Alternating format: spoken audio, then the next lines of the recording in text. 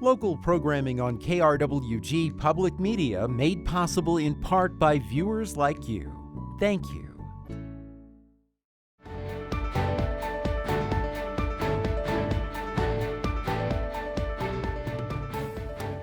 Hello and welcome to Your Legislators. I'm Anthony Morneau. We end the 15th season of Your Legislators with a wrap-up of this past legislative session. Joining us is journalist Walt Rubel, who has covered the recent legislative session with the Southern New Mexico News Collaborative. Walt, thank you so much for joining us. Glad to be here.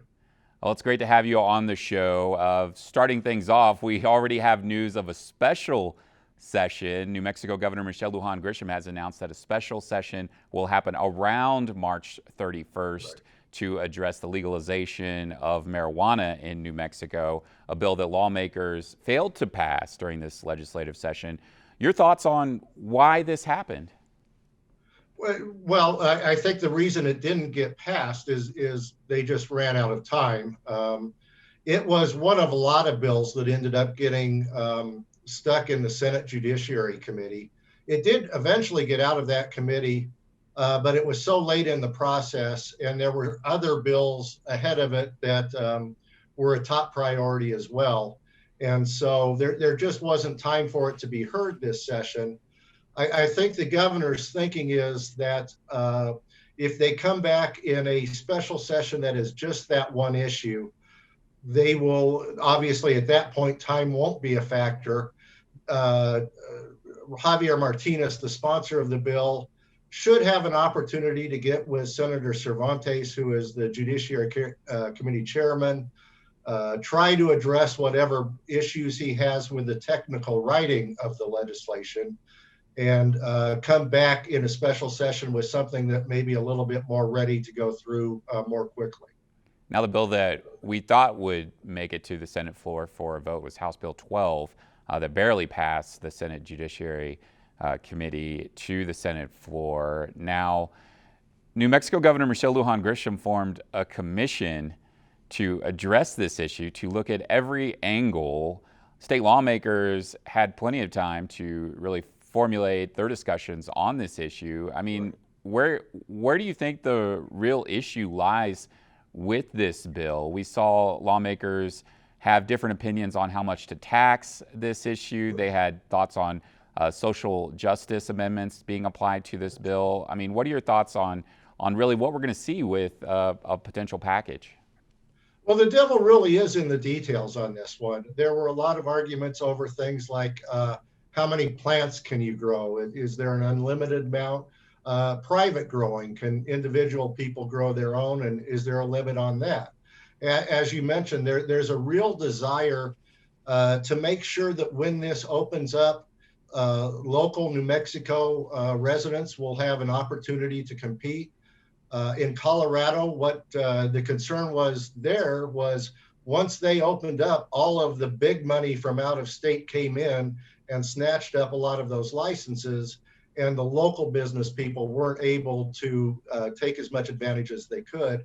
And then on top of that, as you mentioned, there's the social justice issue, where they really do want to look at communities that were disproportionately impacted in a negative way by marijuana enforcement, and try to, in some ways, make it up to those communities by giving them a shot at either being first in line or having some kind of advantage when it does open up and people are able to start applying for licenses.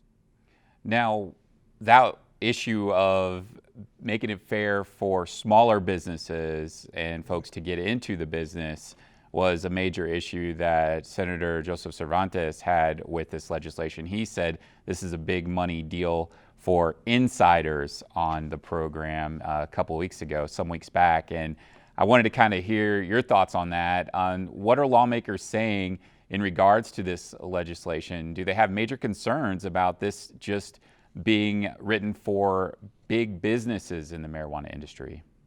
They absolutely do. And I think it's a very legitimate concern as you look at what has happened in other states.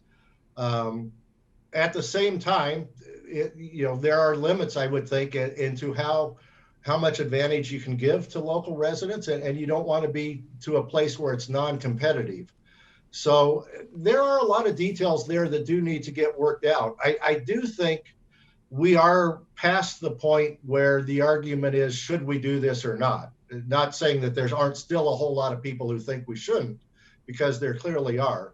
But I think they're in the minority. And so now it really does become an issue of working out the details. And there is an understanding that there's an awful lot of money in play here. And so it probably is worth taking the time to sit down and make sure everybody, Senator Cervantes especially, is involved in that process, so that you're not, during the session, they're doing so much on the fly.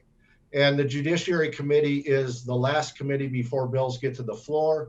And so any kind of technical details or technical flaws in the writing of bills all get hammered out in that committee. And that's why it does take some time. And bills do tend to get backed up in that committee, because they don't want to let anything go until they're confident that it's ready for a final vote and that they won't have unintended problems down the road. Okay, now the governor has announced a special session around March 31st. Political implications with calling a special session to address this issue. What are your thoughts on that, Walt? Because New Mexico Governor Michelle Lujan Grisham's already been under a lot of fire from Republicans on her public health orders that she's instituted to slow the spread of COVID-19. Republicans said they have heard businesses. They've said the governor has overstepped her boundaries in regards to legislating. Is there some political implications for the governor to call a special session on this issue, do you think? Oh, I definitely think there are. I think that polling suggests that the majority of the residents are in support of this.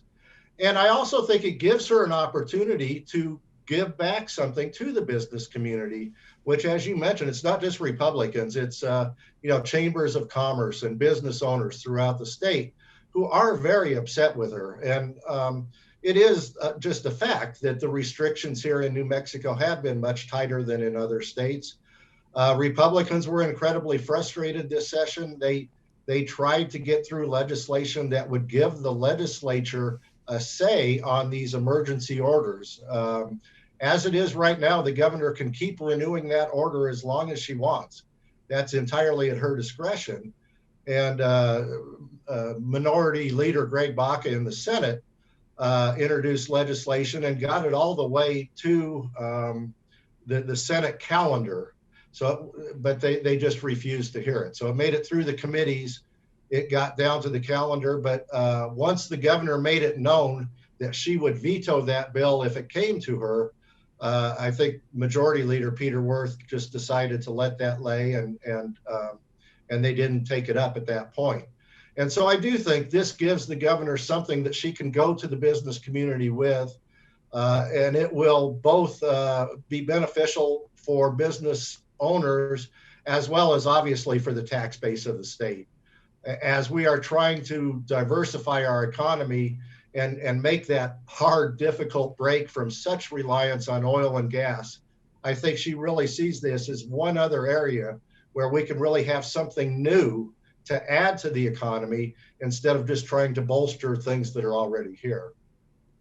All right, now I want to move on and talk about another issue, and that is paid sick leave in New Mexico. State lawmakers were able to pass a paid sick leave bill that allows for up to 64 hours of paid sick leave being accrued throughout the year. Your thoughts on this bill being passed? Was this a surprise to you? It really wasn't. It was an incredibly contentious bill. I figured that there would be a lot of debate on it. And honestly, I wouldn't have been surprised either way, because I knew the opposition was going to be pretty strong from the Chamber of Commerce and from the business community. At the same time, there is a social justice argument to be made about essential workers who we have relied on so much during this last year. And so many of those people are not the highest paid, people in our economy. And so the argument that we have a lot of people who are just scraping by and really cannot afford to take time off work. that would make it, harder for them to feed their kids, harder for them to keep the lights on. And so the temptation is obviously there to show up sick, which I think a lot of us have done. I'd be up until the COVID-19. I can't tell you how many times I showed up to work with the sniffles and the coughs, and you just hope that you don't spread it to somebody. But the COVID pandemic has really changed that dynamic, and it has made going to work sick something that is a lot less desired. You just can't do it under the pandemic. And so that was the argument, and to me a very compelling one. And the business community, they were trying to say, well, this will help you with retention and this and that. To me, this is an extra expense at a very difficult time for them. And so there's no question it's an added burden, but it is an added burden with a good reason. Well, of course, there's going to be some time for the business community to prepare for this That's correct. law to be implemented. But I do want to talk with you about the Albuquerque Journal editorial board kind of taking a stance on this issue. They wrote that business leaders were left out of the discussions when it came to formulating this bill. What do we know about this? Well, I suspect that's probably true. I don't know if there's any way that it could have been crafted. And I did talk with Rob Black, who's the chairman of the State Chamber of Commerce, before the session. He was suggesting that they do it in some way that the government pay for that time. I just don't think that was realistic. And so it's one of those bills where they did what they could in terms of giving them a grace period where it wouldn't be implemented right away. Obviously, that sort of negates the argument about the pandemic. But it's one of those bills where I just don't know where the middle ground is. And so, working with them ahead of the session, I think that's always a good idea to try to get whatever buy-in you can. But I just don't know if they would have ever had a meeting of the minds on that, because I think, fundamentally, the business community is always going to look at that as an additional burden imposed by the government. And I think they did the best they could to soften it. I'm not sure what else they could have done. Yeah, obviously an issue that many folks are concerned about, as many folks in New Mexico don't have a choice when it comes to not getting paid if they don't go to work, so when they're not feeling well. So it'll be interesting to see how this plays out. I want to move on and talk with you about another issue. This was a big issue, and that was taxpayers in New Mexico getting to decide on early childhood education funding. This was something that lawmakers have been trying for many years, to take more money from the Land Grant Permanent Fund to help support early childhood education and other educational programs in the state. It finally was able to pass through the state legislature. Can you kind of give us an understanding of why this hasn't been able to pass or become a vote, go up for a vote for state residents in New Mexico? Can you kind of give us a history of this? Yeah, this is a bill that has passed the House, I think, in each of the last 6 sessions, 6 or 7, I'm not sure. It has been a priority for a long time.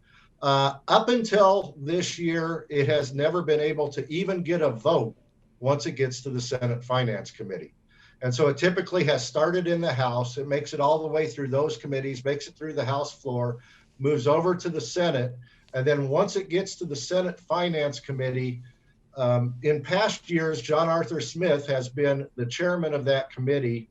And he has always believed that the permanent fund is there to pay for schools once the energy is no longer there to provide the revenue. The concern was always that the oil and gas would run out, and how are we going to pay for schools beyond that? Now I think the concern is not so much that it will run out, but that we are transitioning to a more green economy, a more green energy sources, and so the need is still there, I guess, is what I'm saying. One of the things I thought was very gracious of the governor when she issued her press release after this was passed and will go to the voters, she gave John Arthur Smith credit for making sure that the permanent fund would remain strong and solvent all these years. And I just thought that was a very gracious thing to do when, I think everybody else on that issue has sort of seen him as Dr. No, which was his nickname. And another interesting thing I thought that happened with that bill is it was originally going to be a 1% increase in the distribution. They changed that to 1.5%, and not all of the money will go to early childhood programs. A percentage of that now will go to the public schools as well. And so I thought that was a good change. Another thing they changed was that they will have to get approval by Congress, which they don't think is going to be a difficult thing. But this was originally established back in the 1800s at the time that we were still a territory. And when we became a state, there were all of these tracts of land that were granted to us and money earned from those tracts.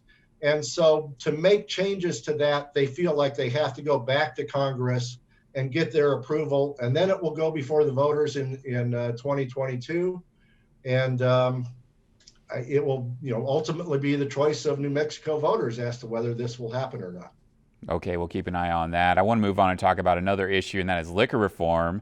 State lawmakers were able to pass this liquor reform bill, and the governor, of course, was able to sign that bill with liquor reform. I'm correct, she already did sign the bill, is that correct? That's correct. Yeah. And so I want to just kind of go over it a little bit. This permits home delivery. It allows new restaurants to purchase alcohol license at an affordable price, and also gives a tax break worth hundreds of thousands of dollars to current liquor license holders. Some may know them as so-called legacy holders. New Mexico lawmakers were actually able to address this issue. The governor said that this could create a new revenue source for the hospitality industry, which obviously has been hurt so much by the COVID-19 pandemic. Your thoughts on lawmakers actually being able to pass this legislation? That was by far my favorite bill of this session, not because I cared that much one way or the other, but just the way it happened. What you laid out was what was in the original bill, and that was all correct and accurate. But once it got to the Senate floor, they decided, okay, if we're going to look at our liquor laws, let's look at all of them. And so first they passed a law that bans those mini bottles, anything less than 3 ounces. So you won't be able to buy those anymore. They passed an amendment, I should have said amendment earlier. They passed another amendment that says, okay, we're going to get rid of all the restrictions on Sunday sales. So, and then they passed another one that says for McKinley County only, we're not going to allow liquor sales at convenience stores or beer sales at convenience stores. And so that was one of those where once they got started with the amendments, and the sponsor was amenable to all of those things. And I thought what came out of the Senate floor was a lot better than what they started with. I don't know about the ban on minis. I understand why they did it. I'm not a big fan on restrictions, but I just thought it was very interesting that they took that opportunity to say, okay, we'll do these things that the governor wants us to do, but let's not stop there. Let's take a look at some other ways we may be able to improve this law. And, the thing about Sunday sales, they've been trying to get that forever so that the bars can give you beer before the football game starts at 11 o'clock. And so I just thought that was fascinating to watch as it was unraveling. It seemed like everybody had a new idea and said, let's try this and let's try that. And that's how the legislature should work, I think.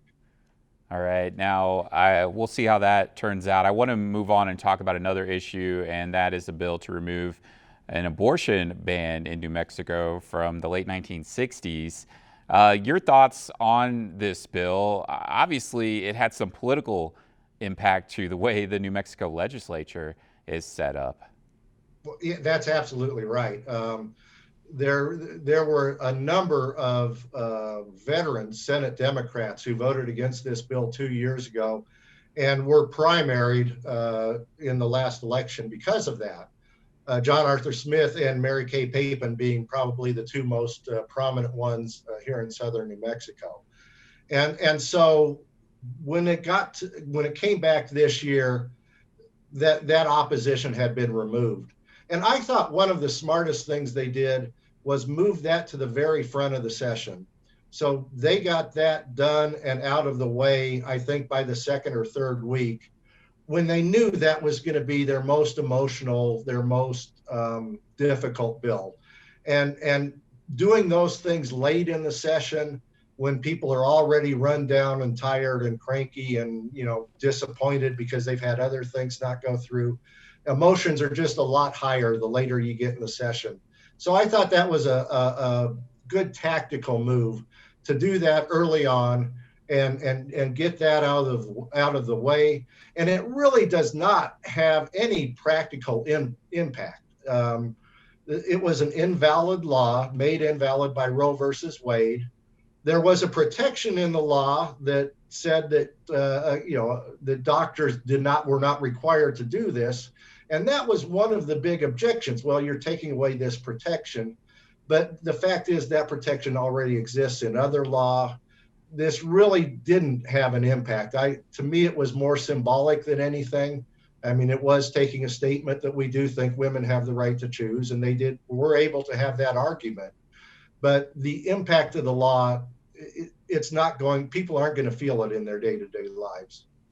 All right, now I want to move on and talk about another issue, and that is New Mexico lawmakers passing a Civil Rights Act, and that addresses the issue of qualified immunity in the state. Now, people in New Mexico who feel their civil rights are violated can now sue a government agency, but not the individual. So with this state law, I mean, how big of a difference do you think it's going to make, and does it have enough teeth?